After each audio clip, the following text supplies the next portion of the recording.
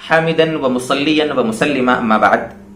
معزز ناظرین و سامعین، حسب معمول آپ کے سامنے آج پھر ہم ایک انتہائی اہم مسئلہ لے کر حاضر ہوئے ہیں. وہ مسئلہ ہے، بلکہ اس میں بھی مسائل ہیں، کچھ مسائل آپ کے سامنے پیش کرنے ہیں سفر کے بارے میں. یعنی سفر کتنی مدت پر ہوتا ہے، آدمی سفر میں جائے تو وہاں اور کیا کیا اس پر احکامات ہیں، سفر میں نماز قضا ہو جائے تو گھر کیسے پڑھنا ہے، یہاں نماز قضا ہو جائے تو سفر میں کیسے پڑھنا ہے، اور کتنے ٹائم کا سفر کرے، کتنی مدت کا سفر کرے تو احکام لاگو ہوتے ہیں. کچھ سفر کی کچھ موٹی موٹی باتیں بنیادی آپ کے سامنے پیش کرنے کا ارادہ ہے. سب سے پہلی بات تو یہ ہے کہ کتنا سفر کرے جس کی وجہ سے اس پر سفر کے احکام لاگو ہوتے ہیں. تو اس سلسلے میں مشہور، راجح اور زیادہ صحیح قول کے موافق جو آج جس پر علماء فتویٰ دیتے ہیں وہ یہ ہے کہ 77 کلومیٹر کا اگر سفر ہے اپنے گھر سے، اپنے وطن سے، جہاں اس کے گھر کی یعنی اس کے وطن کی سرحدیں ختم ہوتی ہیں، آخری گھر آتا ہے، وہاں سے لے کر آگے جہاں جا رہا ہے وہاں تک اگر 77 کلومیٹر کا فاصلہ ہے تو اب جب وہ وہاں پہنچے گا تو وہ مسافر سمجھا جائے گا. یہ تو ہوئی مسافت سفر.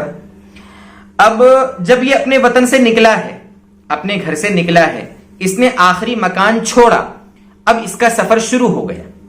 اب راستے میں مان لو 5-7 کلومیٹر چلنے کے بعد ہی اس کو نماز پڑھنے کی ضرورت پیش آئی، کوئی نماز کا وقت ہو گیا تو یہ مسافر بن گیا، اس پر سفر کے احکام لاگو ہو گئے.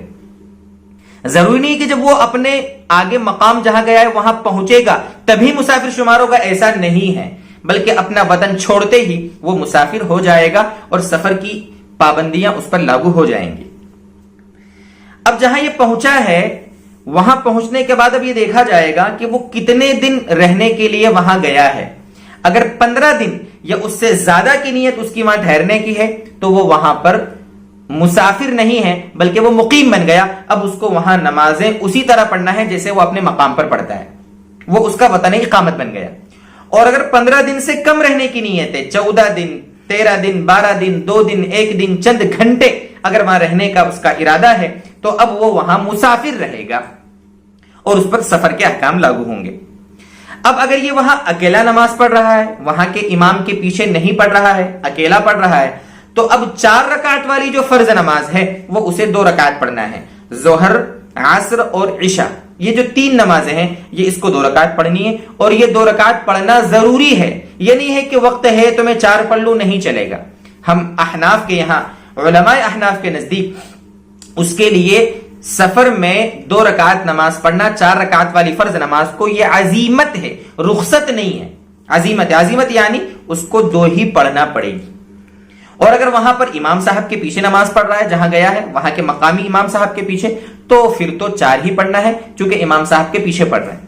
یہاں بہت سے لوگ کنفیوز ہو جاتے ہیں کہ امام صاحب جو مقامی ہیں اور ہم سفر میں تھے اور ہم کو صرف آخری قاعدہ ملا تو اب ہم کو کتنی پڑھنا ہے، یا امام صاحب کے پیچھے 2 رکعتیں ملی ہیں ہم کو تو اب ہماری تو چونکہ سفر میں 2 ہی پڑھنا ہے تو ہمارا کام تو ہو گیا. نہیں، اگر امام صاحب کے پیچھے آپ کو قاعدہ بھی مل گیا، 1 رکعت بھی مل گئی، تو آپ کو امام صاحب جتنی نماز امام صاحب نے پڑھی ہے اتنی آپ کو پڑھنا پڑے گی. یعنی آپ گویا مقیم کے حکم میں ہیں وہاں پر، چونکہ آپ امام صاحب کے پیچھے ہیں، آپ کو 4 ہی پڑھنا پڑے گی.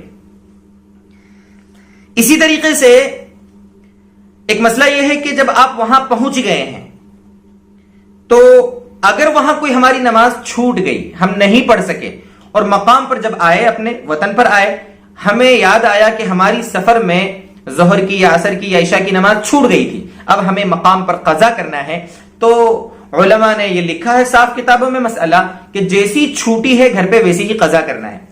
کیونکہ اگر ہم اس کو سفر میں پڑھتے تو 2 پڑھتے نا، تو گھر میں اس کی قضا بھی 2 ہی رکعت پڑھیں گے. یہ کب ہے؟ جبکہ آپ گھر پہ جب پہنچے تو جو نماز آپ کی قضا ہوئی ہے اس کا وقت ختم ہو گیا ہو تب آپ قضا کر رہے ہو تو یہ مسئلہ ہے.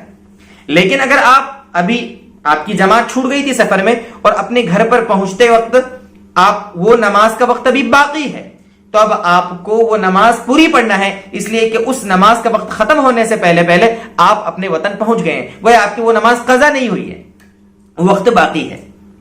اچھا، اسی طریقے سے اگر کوئی نماز آپ کی اپنے وطن میں قضا ہوئی ہے اور آپ سفر میں آپ کو موقع ملا، آپ 3 دن کی جماعت میں گئے، چلے کی جماعت میں گئے، وہاں آپ کو احساس ہوا کہ ہماری نماز وطن میں چھوٹی ہے، اس کی قضا کر لیں، تو اگر آپ سفر میں قضا کریں گے تو اس کی قضا آپ کو پوری کرنا پڑے گی، اس لیے کہ آپ کی چھوٹی پوری تھی تو آپ کو پڑھنا بھی پوری پڑے گی۔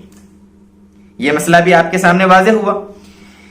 اسی طریقے سے ذہن میں رکھے کہ بات کہ سفر ہمارا کتنا ہی آرام دہ ہو، اگر یہ 77 کلومیٹر کا فاصلہ ہوا ہے تو ہمیں وہاں سفر کے احکام کی پابندی کرنا پڑے گی۔ یہ نہیں ہے کہ سفر جب مشقت والا ہو تو ہم 2 پڑھیں گے، مشقت والا سفر نہیں ہے تب تو 4 ہی پڑھیں گے، ایسا بھی نہیں ہے۔ یہ موٹے موٹے مسائل تھے جو سفر کے آپ کے سامنے پیش کیے۔ اللہ تبارک و تعالی ہمیں مزید سمجھا دے اور عمل کی توفیق عطا فرما دے۔